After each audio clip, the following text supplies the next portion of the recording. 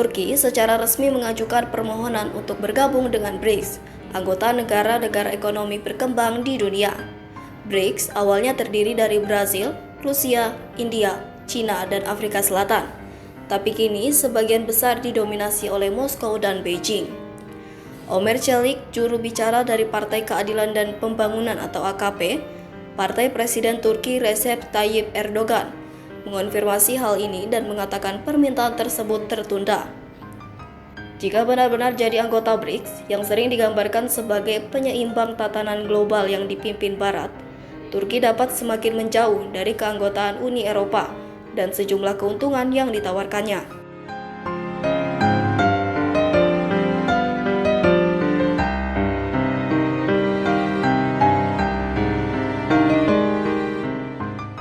Dalam laporan tahunan 2023, anggota Parlemen Eropa menyimpulkan tingkat keselarasan Turki dengan kebijakan luar negeri dan keamanan bersama Uni Eropa telah merosot ke titik terendah sepanjang masa, yaitu 7%, menjadikannya yang terendah dari semua negara yang ikut serta dalam agenda perluasan. Nako Sanchez Amor, anggota parlemen dari kelompok Sosialis dan Demokrat di Parlemen Eropa menegaskan, jalan Turki menuju Uni Eropa adalah melalui reformasi.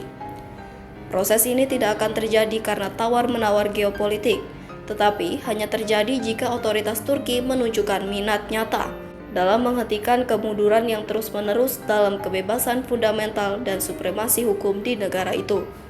Proses aksesi Turki dimulai pada tahun 2005, tetapi terhenti pada tahun 2018 karena beberapa masalah, termasuk kekhawatiran Uni Eropa tentang pembatasan kebebasan media, kontrol eksekutif atas peradilan, dan lemahnya pengawasan sivil terhadap pasukan keamanan Turki. Sementara itu, Özgür Unlu Hisarcikli, pakar Turki di German Marshall Fund atau GMF, menambahkan bahwa minat Turki terhadap BRICS adalah sinyal rasa frustasi negara itu terhadap Uni Eropa. Turki tidak hanya marah terhadap Uni Eropa karena menunda proses aksesi. Negara ini juga dinilai stagnan dalam modernisasi bea cukai atau perjanjian perdagangan atau dalam peta jalan untuk liberalisasi visa yang dapat membuka jalan bagi warga negara Turki untuk berpergian tanpa visa ke negara-negara Eropa. Sementara, jumlah negara anggota BRICS telah berlipat ganda sejak dibentuk 15 tahun lalu. Mesir, Ethiopia, Iran, dan Uni Emirat Arab telah menjadi anggota dan kelompok tersebut. Saat ini, masuk pula pendaftaran untuk bergabung dari hampir 20 negara, termasuk Turki.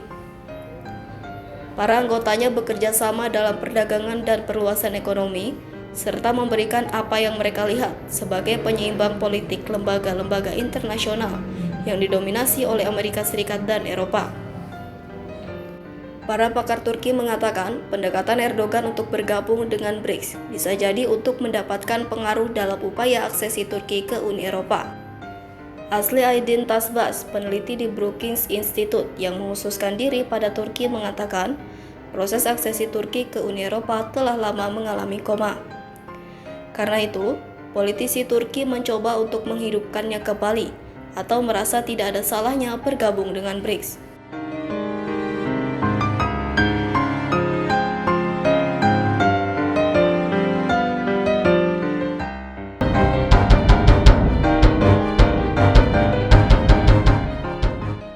Menurutnya, ini adalah cara Turki membuat Barat cemburu dan upaya meraih perhatian mereka. Serangkaian kebijakan luar negeri dan keamanan Turki tidak disambut baik oleh negara Barat. Turki menolak untuk mendukung sanksi terhadap Rusia dan malah menjadi pembeli utama minyak mentah Rusia. Turki juga mendukung Hamas, kelompok militan Palestina yang diklasifikasikan sebagai organisasi teroris oleh Uni Eropa, Amerika Serikat, Jerman, dan beberapa negara lain. Amerika Serikat dan sekutu NATO lainnya marah kepada Ankara atas pembelian sistem pertahanan rudal S-400 dari Rusia pada tahun 2017 dan pada 2022 ketika Turki menahan keanggotaan Swedia dan Finlandia di NATO selama 2 tahun. Namun, lokasi strategis Turki antara Barat dan Timur membuatnya penting bagi misi NATO dan AS di kawasan tersebut. Selain itu, Turki juga menandatangani perjanjian dengan Uni Eropa pada tahun 2016 yang memungkinkan pemulangan migran ilegal yang mencapai Uni Eropa. Sebuah survei Jerman Marshall Fund tentang hubungan Turki dengan Sekutu Barat menyebutkan Turki adalah negara mitra yang paling tidak dapat diandalkan menurut responden di setiap negara tempat survei dilakukan. Pada saat yang sama, responden Turki juga menganggap sulit mengandalkan sekutu.